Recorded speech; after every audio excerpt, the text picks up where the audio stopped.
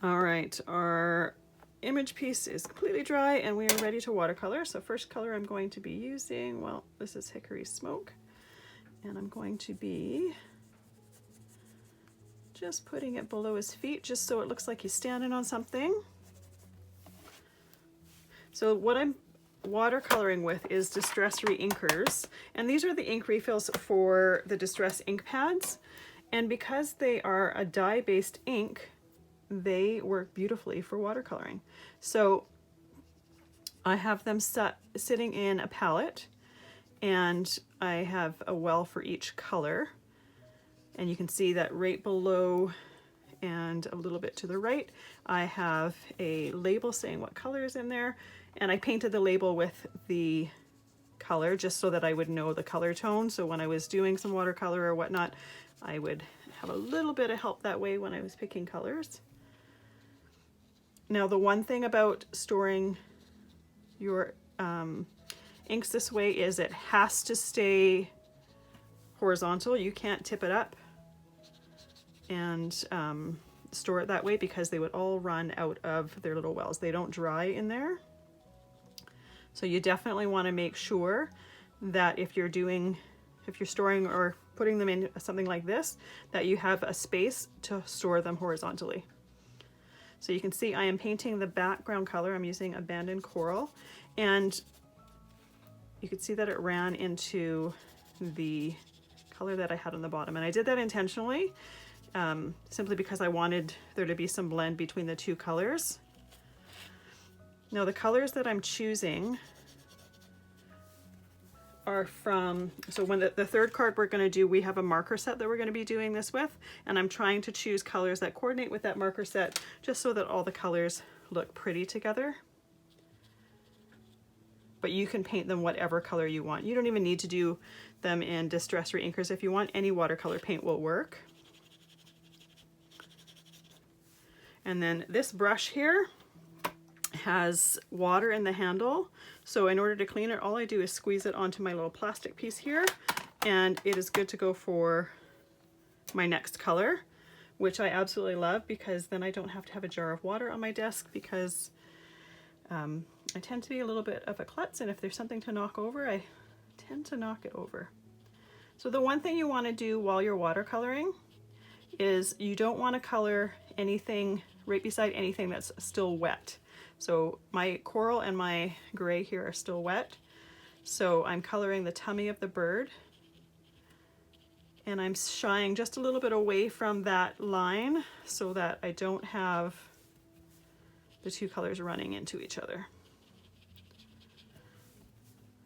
So I'm just pulling some of the extra color off the center because I want to have him a little bit darker along the sides and lighter in the center. The other way you can do that is, once you've colored it, just adding more color around the edges. And while it's still wet, they will just blend together.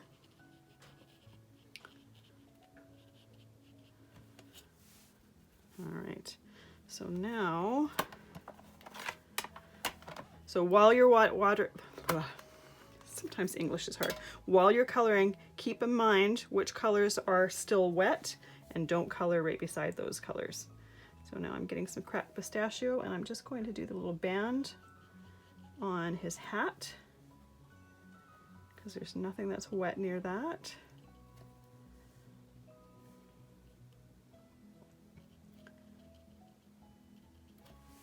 There we go. So now I'm going to pause a minute and let everything completely dry, and then I'll continue to watercolor. All right, it is dry, or at least dry enough. So I am going to put some cracked pistachio on his little tie here so it matches the band in his hat.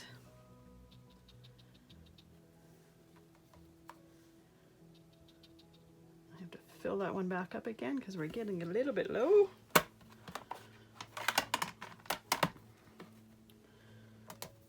And now I'm going to color the bird using some walnut stain. You could have a lot of fun with the bird and color him a funky color as well. I chose to keep him a little bit more neutral just because he's got a funky background color. and then the flowers and stuff like that. And instead I chose to have fun with him by giving him googly eyes. I just realized on my pre-stamped one here that I stamped the wrong little sentiment there, but that's okay. The technique for watercoloring is exactly the same no matter whether you stamped the wrong sentiment or not.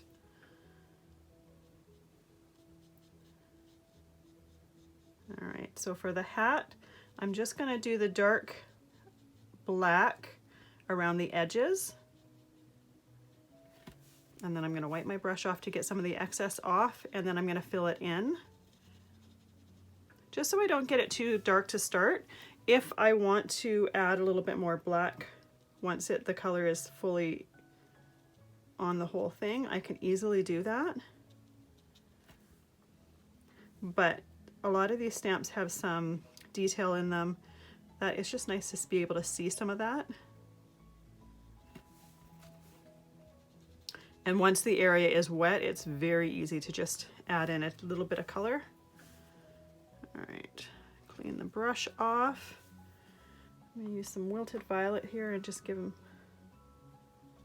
some purple flowers because why not? Let's have fun. And then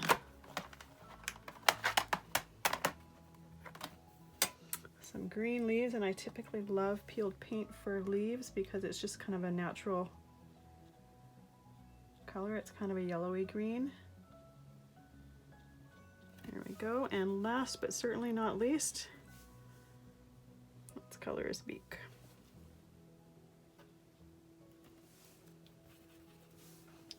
There we go. So he's completely colored in. I'm going to let him dry totally, and then we'll see you in the next video and we'll put our card together.